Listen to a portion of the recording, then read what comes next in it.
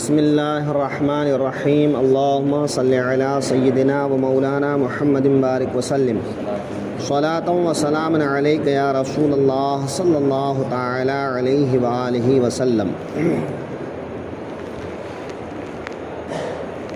کل جیسا کہ بیان ہوا تھا کہ اللہ تعالی نے فرعونیوں کو غرق کیا اور بنی اسرائیل کو ان کے عذاب سے نجات دلایا۔ اس واقعے کو اس آیت میں بیان فرما رہا ہے، وَإِذْ فَرَقْنَا بِكُمُ الْبَحْرَ، اور جب ہم نے تمہارے لیے دریا پھاڑ دیا، بنی اسرائیل کے لیے دریا پھاڑ دیا۔ جیسا کہ کل بتایا تھا کہ حضرت موسیٰ نے عصا مارا تو 12 راستے پیدا ہوئے اور ان 12 راستوں میں وہ گزر گئے، اور بیچ میں جھروکھے بھی تھے کہ وہ ایک دوسرے کو دیکھتے اور بات کرتے جاتے، یہاں تک کہ سارے لوگ پار ہو گئے اور کسی کا کوئی سامان نہیں چھوٹا، تو اپنے سامان کے ساتھ وہ دریا پار ہو گئے۔ فَأَنْجَيْنَاكُمْ، تو تمہیں بچا لیا فرعون کے ظلم سے، وَأَغْرَقْنَا آلَ فرعون، اور آل فرعون کو غرق کیا، یعنی فرعون والوں کو غرق کیا۔ یہ آل کہتے ہیں ہر اس آدمی کو جو شرافت رکھتا ہو، عزت رکھتا ہو، چاہے وہ عزت دنیاوی ہو یا دینی ہو۔ اور اہل کہتے ہیں اس آدمی کو جو شرافت اور عظمت رکھتا ہو، مگر وہ شرافت دینی اور اللہ کو رضا کرنے والی ہو، راضی کرنے والی ہو، تو دینی شرافت والے کو اہل کہتے ہیں، اور دینی دنیاوی میں سے کسی بھی عزت اور شرافت والے کو آل کہتے ہیں۔ تو حضور کی آل، یعنی آل، یہ دینی شرافت والے کے لیے بھی بولا جاتا ہے اور دنیاوی شرافت والے کے لیے بھی بولا جاتا ہے۔ تو جب ہم اس کو آل رسول بولتے ہیں تو وہاں مراد ہے دینی شرافت، دینی عظمت، اور جب آل فرعون بولتے ہیں تو یہاں مراد ہے دنیاوی عزت، دنیاوی شرافت۔ تو حضور کی آل وہ دینی شرافت بھی رکھتے ہیں اور دنیاوی شرافت بھی رکھتے ہیں، اسی لیے ان کو اہل بھی کہتے ہیں، کہ حضور کی آل کو اہل بھی کہتے ہیں، کہ آل رسول اہل بیت ہے نا، تو آل رسول کو اہل بیت جو کہتے ہیں تو ان کی دینی شرافت اور دینی عظمت کو مد نظر رکھ کر۔ لیکن فرعون کے ساتھیوں کو اہل فرعون نہیں کہیں گے، فرعون کے ساتھیوں کو اہل فرعون نہیں کہیں گے، کیوں کہ یہ دنیاوی عزت تو رکھتے ہیں، دینی عزت نہیں رکھتے، دینی شرافت نہیں رکھتے، لہٰذا فرعون والوں کو آل فرعون کہیں گے، اہل فرعون نہیں کہیں گے۔ لیکن رسول اللہ کی آل کو، ان کو آل رسول بھی کہیں گے اور اہل بیت بھی کہیں گے، ہے نا۔ تو آل فرعون سے مراد چاہے وہ فرعون کے درباری ہوں یا اس کے لشکر ہوں یا اس کے ماننے والے ہوں، یہ سبھی کے سبھی۔ ظاہر سی بات ہے کہ اگر بادشاہ ہلاک ہو گیا، لشکر ہلاک ہوئے، اس کے وزراء ہلاک ہو گئے، درباری ہلاک ہو گئے، تو اب بچا کون؟ تو اس کے ماننے والے تو یوں ہی تباہ ہو گئے۔ تو اللہ تعالیٰ نے فرعون والوں کو غرق کر دیا، اگرچہ کچھ فرعونی جو شہر میں خالص باشندہ تھے وہ تھے، لیکن جب سربراہی نہیں رہا تو سب کے سب برباد اور تباہ ہو گئے۔ تو اسی کو کہا وَأَغْرَقْنَا آلَ فرعون، اور ہم نے فرعون والوں کو غرق کر دیا۔ وَأَنْتُمْ تَنْظُرُونَ، اور تم دیکھ رہے تھے کہ فرعونی کس طرح ڈوبے، کس طرح مرے، کیسے ان کی لاشیں تیری، ان کو تم نے دیکھا۔ اور جب تم کو یقین نہ ہوا کہ اس لشکر کے ساتھ میں فرعون بھی مرا کہ نہیں، تو اس کے لاش کو باہر پھینکوایا تاکہ تم دیکھ لو کہ ہاں وہ مرا ہے۔ اسی لیے آج تک فرعون کی لاش کے تعلق سے کہا جا رہا ہے کہ کسی نہ کسی میوزیم میں رکھا ہے۔ اس کی وجہ یہ ہے کہ وہ لاش عبرت ہے، وہ لاش کیا ہے؟ عبرت ہے۔ تو رہتی دنیا تک لوگ اس سے سبق حاصل کریں کہ جو اللہ کو چھوڑ کر خود خدا بن بیٹھے گا اس کا انجام فرعون جیسا ہوگا۔ تو ہر ظالم کو سوچنا چاہیے کہ کہیں اس کا انجام فرعون کی طرح سے نہ ہو جائے۔ تو ہر زمانے میں کیا کہا جاتا ہے کہ جب ظلم بڑھ جاتا ہے تو کہا جاتا ہے یہ فرعون ہے، زمانے کا فرعون ہے۔ تو ظالم کو فرعون کیوں کہا جاتا ہے؟ اس لیے کہ وہ لوگوں پر ناحق ظلم کرتا ہے، ان کو ناحق ستاتا ہے۔ اور ہر فرعون کے لیے موسیٰ آتے ہیں۔ مطلب کیا ہے کہ کوئی نہ کوئی اس ظالم کو ہلاک کرنے والا آتا ہے، اس کے ظلم سے لوگوں کو بچانے والا آتا ہے، اگرچہ وہ پیغمبر نہ ہو، اگرچہ وہ نبی نہ ہو۔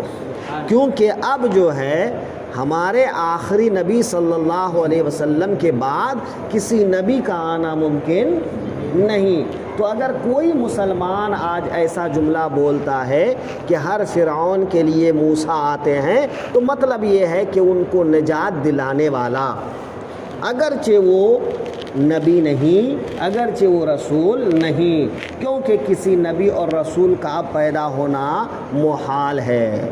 اللہ نے فرمایا ہمارے نبی صلی اللہ علیہ وسلم کو وَلَٰكِن رَّسُولَ اللَّهِ وَخَاتَمَ النَّبِيِّينَ، یہ اللہ کے رسول ہیں اور نبیوں میں سب سے آخری نبی ہیں، کہ اب ان کے بعد کوئی نبی نہیں ہے نا، نہ زمانے کے لحاظ سے، نہ رتبے کے لحاظ سے، نہ مرتبے کے لحاظ سے، کسی لحاظ سے نہیں ہے نا۔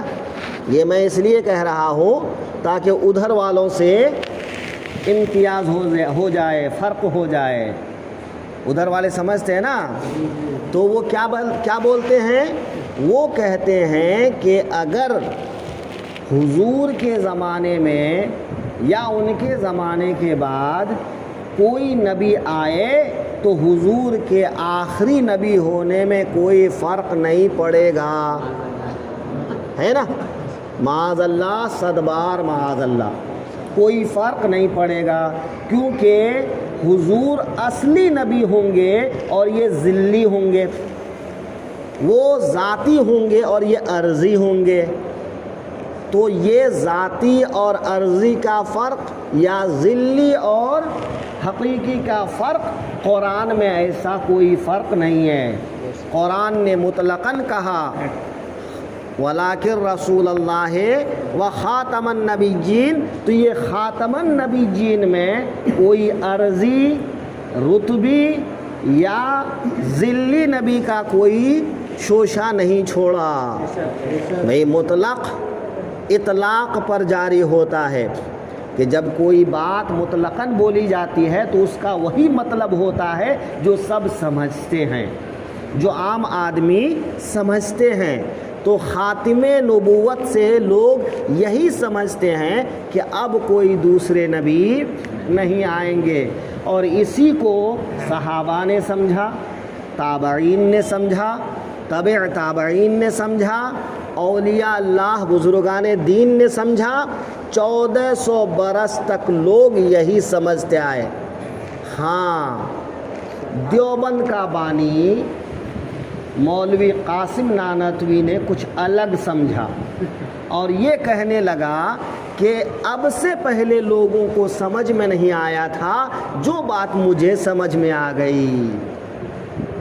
تو چونکہ اس کو ایک نئی جماعت بنانا تھا، ان کو ایک نیا دین گڑھنا تھا، تو اس نے نیا دین گڑھا نیا معنی گڑھا اور ختم نبوت کا ایک نیا مطلب بیان کر کے مرزا غلام احمد قادیانی کو وہ نبی کہنے پر، نبی کہلانے پر ایک طرح سے مدد کیا، ہے نا۔ مرزا غلام احمد قادیانی جو پاکستان میں ایک جگہ قادیان ہے، اسی کی طرف نسبت کرتے ہوئے لوگوں کو قادیانی کہتے ہیں، تو وہاں پر جو ہے قادیانیوں کو نان مسلم قرار دیا گیا ہے نا۔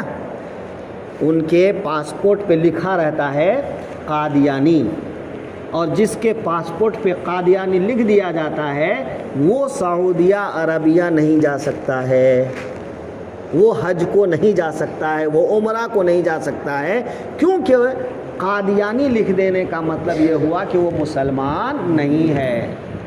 کیوں مسلمان نہیں ہوا؟ کہ وہ اپنے مرزا غلام احمد کو نبی مانتا تھا، ذلی نبی مانے، چاہے عرضی نبی مانے، چاہے کچھ بھی مانے، مگر مانا تو نبی ہے نا۔ تو نبی ماننا ہی جرم ہے، کیونکہ قرآن نے کہا ہمارے نبی آخری نبی ہیں، تو اب ان کے بعد کوئی نئے نبی نہیں آ سکتے۔ تو اس کا معنی صاف اور صریح ہے۔ اس کے برخلاف جو لوگ ہر زمانے میں، ہر زمین میں، ہر جگہ پر نبی کا تصور رکھتے ہیں، وہ باطل ہے۔ یہی بات بہت دنوں کے بعد سعودیہ والوں کو سمجھ میں آئی اور اب پابندی لگایا۔ سن رہے ہیں نا آج کل نیوز وغیرہ آپ لوگ، ہاں، کہ تبلیغی جماعت پر عرب کے اندر پابندی لگ گئی۔ تو یہ سمجھ میں آئی لیکن بہت دیر میں۔ یہی تو اعلیٰ حضرت سمجھاتے رہے، امام احمد رضا نے سب کو یہی تو سمجھایا، اور جب ان کی حقیقت سامنے رکھ دی تو عرب کے علماء نے 33 علماء نے ان کو کافر قرار دیا۔ 33 علماء نے باقاعدہ فتوے کی شکل میں کہا کہ ہندوستان میں جو لوگ آخری نبی کے بارے میں یہ معنی گڑھ رہے ہیں کہ آخری نبی کا مطلب حقیقی نبی، اور کوئی نبی ہوں گے تو وہ عرضی ہوں گے، ذلی ہوں گے، وہ رتبی ہوں گے، یہ معنی گڑھنے والا کافر ہے۔ تو 4 لوگوں کا نام لے لے کر عرب کے 33 علماء نے ان کو کافر کہا، اور اسی فتوے کو جو چھاپا اسی کا نام ہے حسام الحرمین۔ حسام الحرمین۔ تو حسام الحرمین کا نام سن کے جو ہے دیوبندیوں کے پیٹ میں درد کیوں ہوتا ہے؟ اس لیے کہ اس میں 33 علماء عرب کا فتویٰ ہے کہ یہ کافر ہیں، ہے نا۔ تو تب فتویٰ نکلا تھا، لیکن شاہ سلمان، یہ ابھی جو وہ بنا ہے، جانشین بننے والا ہے، اس کو اب سمجھ میں آیا ہے کہ نہیں؟ ہاں، تو یہ لوگ جو ہے، ایک اہل حدیث مولوی کی تقریر سنا تھا، تو کیا کہتے ہیں کہ دیوبندی جو ہے چوہے ہیں، چوہے۔ یہ کیا کرتے ہیں؟ یہ اوپر سے سامنے نہیں آتے، یہ چٹائی کے نیچے سے کترتے ہیں، کٹ کاٹتے ہیں۔ تو یہ دیوبندی مسلم معاشرہ کا چوہا ہے۔ کیا ہے؟ مسلمانوں کے اندر وہ چوہا ہے، وہ آپ کے اندر گھستا ہے۔ کیسے؟ بھائی صاحب سلام علیکم، بھائی صاحب سلام علیکم، اب جاؤ نا یار، السلام علیکم۔ مطلب آپ جوتا بھی مارو تو بولے گا السلام علیکم، اور وہ کہتے ہیں کہ ہم دین دین نہیں پھیلاتے، وہ دیمک کی طرح سے چاٹنے آتے ہیں۔ وہ جس جگہ ایک بار گھس گئے تو اس جگہ کو برباد کر دیا، جیسے دیمک لکڑی کو کھا جاتی ہے، ویسے ہی یہ مسلم قوم کو کھا گئے۔ اگر مسلمانوں کے بیچ میں آج ہندوستان میں یہ 2 فرقہ نہیں بنتا، مسلمان جیسے حنفی سنی تھے ویسے ہی حنفی سنی رہتے، تو آج کسی کی مجال نہیں تھی کہ مسلمانوں پر انگلی اٹھاتے۔ یہ مسلمانوں کو بانٹنے کا کام کس نے کیا؟ یہ دیوبندیوں نے، جس کا جد اعلیٰ ہے اسماعیل دہلوی۔ اسماعیل دہلوی کا جو پیر ہے وہ سید احمد رائے بریلوی ہے نا۔ تو وہاں سے اسٹارٹ ہوا قاسم نانوتوی، اشرف علی تھانوی، رشید احمد گنگوہی، یہ سب جو ہے پھر اسی کی پیروی کرنے لگے اور کچھ کچھ بڑھاتے رہے۔ وہ ہر آنے والا آیا تو کچھ نہ کچھ نیا شوشہ چھوڑا، اور نیا شوشہ چھوڑتے چھوڑتے آج پوری دنیا میں وہ ایک جماعت بن کے ابھرا، ایک نئے دین کا پرچارک بن کے ابھرا، جو اب لوگوں کو سمجھ میں آیا اور کہا کہ اس میں بدعت پھیلانے والے لوگ ہیں، ان بدعتیوں کو یہاں آنے سے روکا جائے، یہاں تبلیغ کرنے سے روکا جائے، ہے نا۔ تو جو بات اوروں کو اب سمجھ آئی اعلیٰ حضرت نے اپنے زمانے میں ہی بتا دی تھی، علماء اہل سنت نے اپنے اپنے دور میں بتایا، علماء اہل سنت نے اس چیز کو واضح الفاظ میں بتایا۔ ہاں پبلک کو سمجھ نہیں آتی، اس کی وجہ یہ ہے کہ ہمارے مولانا لوگ سمجھا نہیں پاتے۔ ان کو بڑھیا سے سمجھاؤ، تو جب اچھے سے سمجھاؤ تب نہ اس کی سمجھ میں آئے گا۔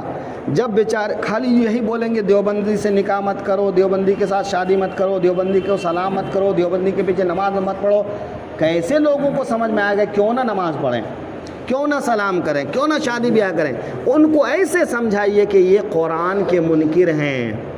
مثلا اس میں سے ایک بات جو ہم نے بتایا کہ قرآن میں ہمارے نبی کو آخری نبی کہا ہے، ہر لحاظ سے آخری نبی، زمانے کے اعتبار سے، عظمت کے اعتبار سے، شرف کے اعتبار سے، رتبے کے اعتبار سے، ہر لحاظ سے وہ آخری ہیں۔ اب ان کے بعد کوئی دوسرے نبی آ ہی نہیں سکتے ہیں، ہے نا۔